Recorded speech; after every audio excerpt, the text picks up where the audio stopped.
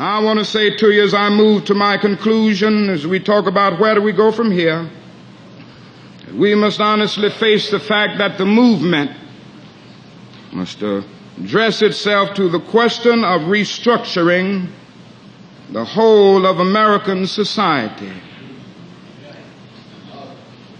There are 40 million poor people here. And one day we must ask the question, why are there 40 million poor people in America? And when you begin to ask that question, you're raising a question about the economic system, about a broader distribution of wealth. When you ask that question, you begin to question the capitalistic economy. And I'm simply saying that more and more, we've got to begin to ask questions about the whole society. We are called upon to help the discouraged beggars in life's marketplace. But one day we must come to see that an edifice which produces beggars needs restructuring. It means that questions must be raised. And you see, my friends, when you deal with this, you begin to ask the question, who owns the oil?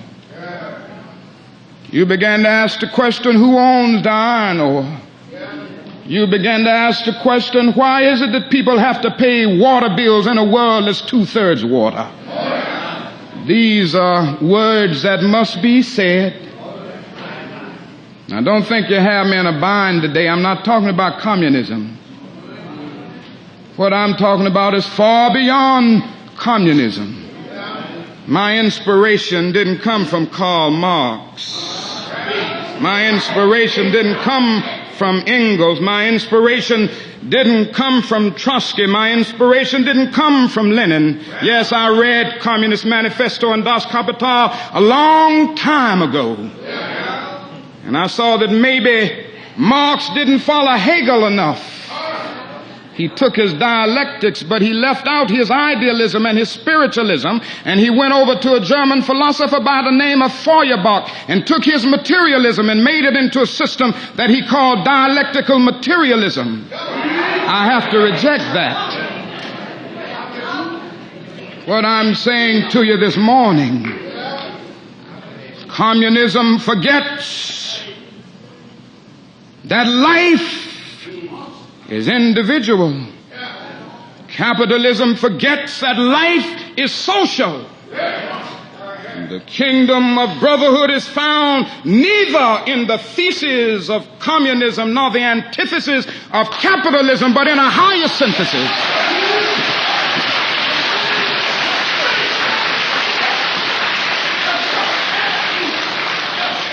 It's found in a higher synthesis that combines the truths of both. Now, when I say questioning the whole society, it means ultimately coming to see that the problem of racism, the problem of economic exploitation, and the problem of war are all tied together. These are the triple evils that are interrelated. And if you will let me be a preacher just a little bit.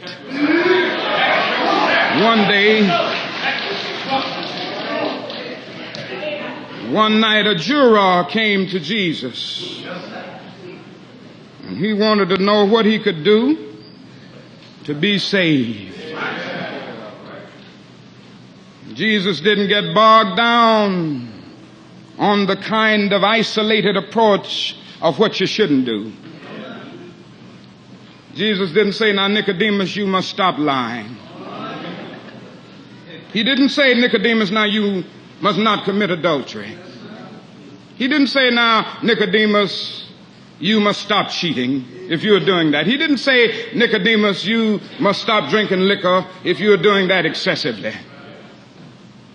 He said something altogether different because Jesus realized something basic. That if a man will lie, he will steal.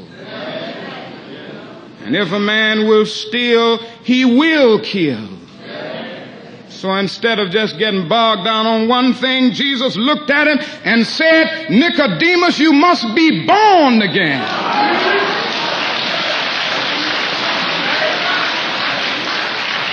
In other words, your whole structure must be changed. A nation that will keep people in slavery for 244 years will thingify them and make them things. And therefore they will exploit them and poor people generally, economically. And a nation that will exploit economically will have to have foreign investments and everything else, and it will have to use its military might to protect them. All of these problems are tied together. What I'm saying today is that we must go from this convention and say, America, you must be born again.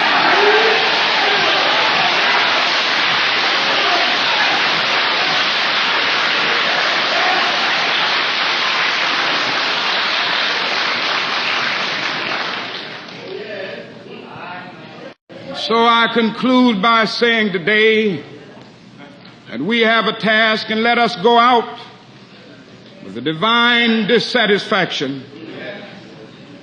Let us be dissatisfied until America will no longer have a high blood pressure of creeds and an anemia of deeds. Let us be dissatisfied until the tragic walls that separate the outer city of wealth and comfort from the inner city of poverty and despair shall be crushed by the battering rams of the forces of justice. Let us be dissatisfied until they live on the outskirts of hope, are brought into the metropolis of daily security. Let us be dissatisfied until slums are cast into the junk heaps of history, and every family will live in a decent sanitary home. Let us be dissatisfied until the dark yesterdays of segregated schools will be transformed into bright tomorrows of quality integrated education. Let us be dissatisfied until integration is not seen as a problem, but as an opportunity to participate in the beauty of diversity. Let us be dissatisfied until men and women, however black they may be, will be judged on the basis of the content of their character, not on the basis of the color of their skin. Let us be dissatisfied.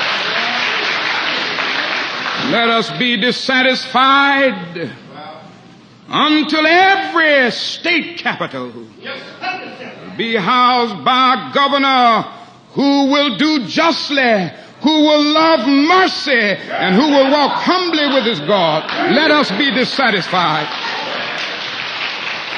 until from every city hall justice will roll down like waters and righteousness like a mighty stream. Let us be dissatisfied until that day when the lion and the lamb shall lie down together, and every man will sit under his own vine and fig tree, and none shall be afraid. Let us be dissatisfied until men will recognize that out of one blood God made all men to dwell upon the face of the earth. Let us be dissatisfied until that day when nobody will shout white power, when nobody will shout black power, but everybody will talk about God's power and human power.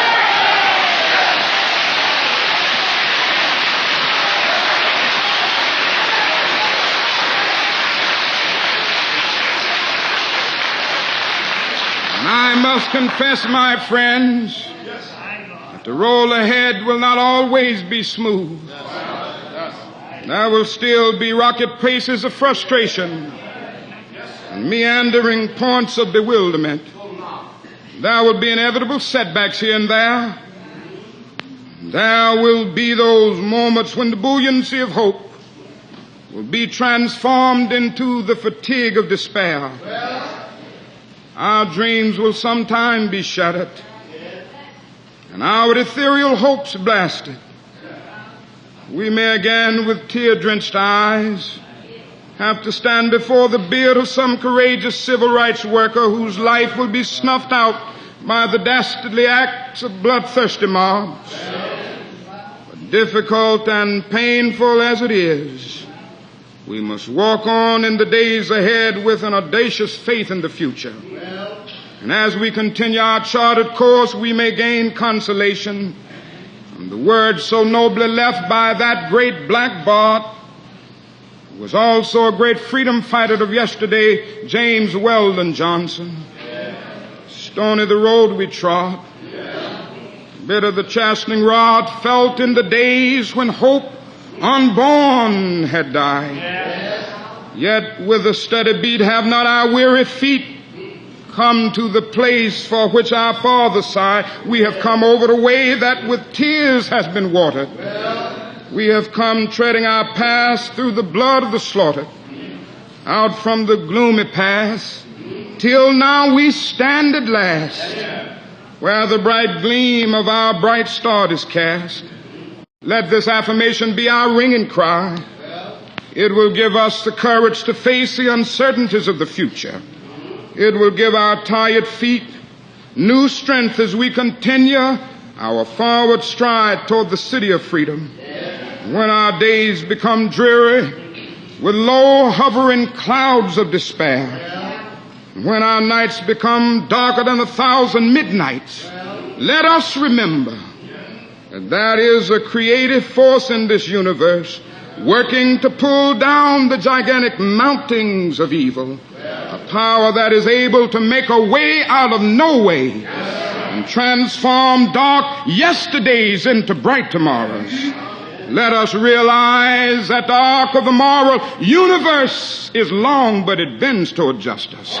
Let us realize that William Cullen Bryant is right. Truth crushed to earth will rise again.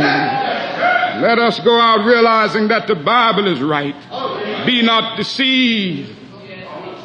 God is not mocked. Whatsoever a man soweth, that shall he also reap. This is our hope for the future. With this faith, we will be able to sing in some not too distant tomorrow with a cosmic past tense. We have overcome.